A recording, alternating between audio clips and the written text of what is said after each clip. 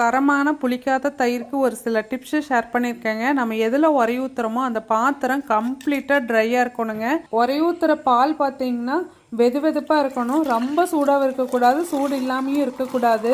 அதே மாதிரி தயிர் கெட்டி போர்ஷனாக இருந்தாலும் சரி, தண்ணி போர்ஷனாக இருந்தாலும் சரி, அதில் யூஸ் பண்ணுற ஸ்பூன் பார்த்தீங்கன்னா ட்ரையாக இருக்கணும். எக்காரணத்தை கொண்டு ஈர ஸ்பூன் யூஸ் பண்ணவே கூடாது. உரை ஊற்றுற பாலை நல்லா தூக்கி நுர வர்ற மாதிரி விடுங்க.